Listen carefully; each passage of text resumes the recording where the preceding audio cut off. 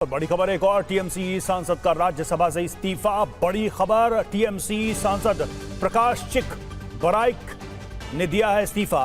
पहले सुखेंदु शेखर और सुष्मिता देव इस्तीफा दे चुके हैं। एक और इस्तीफा, अब राज्यसभा में टीएमसी के 10 सांसद हो गए। आनंद प्रकाश पांडे हमारे साथ इस वक्त जुड़े हुए हैं, हमारे संवाददाता। आनंद, लगातार राज्यसभा से भी इस्तीफे हो रहे हैं, एक और इस्तीफा सामने आ गया। जी बिल्कुल, प्रकाश चिक बराइक जो कि एसटी समाज से आते हैं और ये इनका टर्म जो है 2023 में राज्यसभा के पहली बार सांसद बने थे। अभी 3 साल का इनका टर्म बचा हुआ है, लेकिन इन्होंने भी आज अपना इस्तीफा जो है राज्यसभा के सभापति को सौंप दिया है और अब से कुछ देर में वो नोटिफिकेशन में आ जाएगा, जिसमें ये राज्यसभा के सचिवालय की तरफ से बताया जाएगा कि इनके इस्तीफे को स्वीकार कर लिया गया। ये तीसरा इस्तीफा, जैसा कि आपने ही बताया, सुखेंदु शेखर रॉय और उसके बाद सुष्मिता देव ने इस्तीफा दिया और ये तीसरा इस्तीफा है। और जाहिर तौर पर जो जो इस्तीफे दे रहे हैं ये फिर से चुन के रहेंगे राज्यसभा से, और ये बीजेपी भी ज्वाइन करेंगे, ऐसे हमको जानकारी मिल रही है। और जो इनका जो रिमाइंडर टर्म है इनके राज्यसभा का, वो बचे हुए टर्म के लिए फिर से राज्यसभा में तो आएंगे। और ऐसे में जो तृणमूल कांग्रेस की जो परेशानी है वो कम होने का नाम नहीं ले रही है। यहाँ तक ये भी जानकारी मिल रही है कि कल एक और राज्यसभा की सांसद है वो भी इस्तीफा दे सकती है। यानी कि जिस तरह से बुरी हार हुई पश्चिम बंगाल में टीएमसी की, उसके बाद से जो उसके बुरे दिन है खत्म होने का नाम नहीं ले रहे। लोकसभा में अलग करीब 19 से ज्यादा सांसद जो है बागी गुट बनाने के लिए तैयार है, वही राज्यसभा में एक ही करके तृणमूल कांग्रेस का जो साथ उनकी पार्टी के सांसद ही छोड़ रहे हैं। शुक्रिया आपका आनंद। एक और बड़ी खबर, टीएमसी के बागियों से जुड़ी एक और बड़ी खबर है। काकोली घोष ने स्पीकर को चिट्ठी लिखी और कहा है कि पार्टी अपने संविधान के मुताबिक नहीं चल रही थी। ये वजह काकोली घोष की तरफ से बताई गई है। काकोली घोष ने कहा है कि असली पार्टी होने का दावा किया जाएगा। मांग की गई है कि अलग गुट को ही असली पार्टी होने की मान्यता दी जाए। तो देखिए, पहले 58 जो विधायक और उसके बाद अब 20 की संख्या में जो सांसद हैं वो अब बागी रुख अख्तियार कर चुके हैं, ऐसी जानकारी सामने आ रही है। और आनंद प्रकाश इस वक्त हमारे साथ है। आनंद, काकोली घोष की तरफ से वही बात कही गई है जिस बात के आसार थे कि अगर ऐसा हो गया, अगर 2/3 सांसद भी बागी हो जाते हैं, तो अब जो काकोली घोष की तरफ से यह कहा जा रहा है कि फिर असली टीएमसी कौन है, इसको लेकर भी दावा किया जाएगा।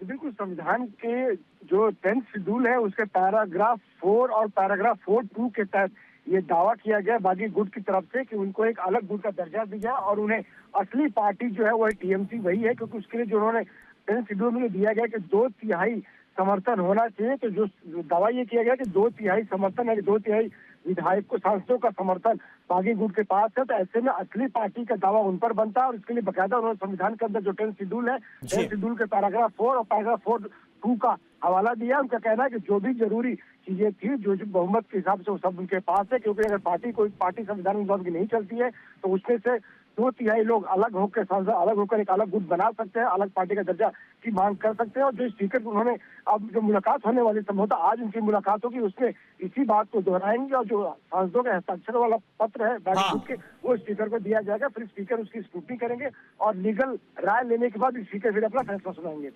शुक्रिया आपका, बहुत बहुत शुक्रिया आनंद इस पूरी जानकारी के लिए। तो ये बड़ा झटका और लगातार ममता बनर्जी के लिए जो चुनौतियां हैं और टीएमसी को लेकर भी अब जो दावा है वो किया जाएगा बागी गुट की तरफ से, ये भी साफ कह दिया गया जिस तरह से काकोली घोष की तरफ से कहा गया। और देखिए, एक बहुत बड़ी खबर आ रही है टीएमसी को लेकर। लोकसभा में टीएमसी संसदीय दल में बड़ी टूट की खबर है।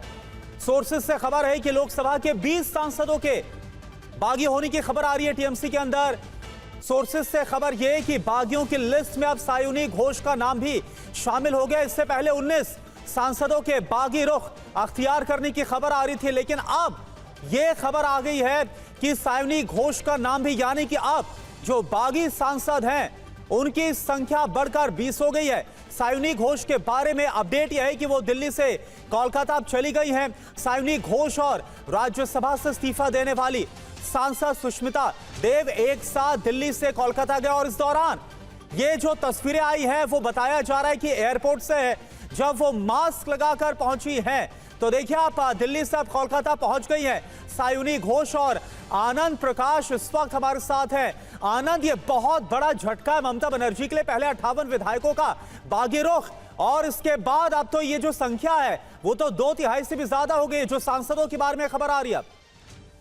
जी बिल्कुल, लोकसभा में जो बागी गुट है उसके बाद 5 जो जरूरी 2/3 समर्थन होना चाहिए, सांसदों का समर्थन होना चाहिए, वो उसने उसको पार कर लिया। और ऐसे में लोकसभा स्पीकर से मुलाकात करके जो बागी गुट है लोकसभा में कहेगा कि हमें एक अलग गुट का दर्जा दिया जाए और हमें बैठने के लिए सेपरेट लोकसभा के अंदर जगह दी जाए। और रही बात सैनी घोष की और सुषमा देव की, तो दोनों ही बड़ी अच्छी दोस्त हैं। कल इनकी मुलाकात भूपेंद्र यादव से हुई है और साथ ही साथ जो बीजेपी के वरिष्ठ नेता उनसे मुलाकात हुई है। और ऐसे में ये सैनी घोष ने भी हस्ताक्षर किए हुए हैं। जो 19 सांसदों का जो लेटर है उस पर सैनी घोष का भी हस्ताक्षर है।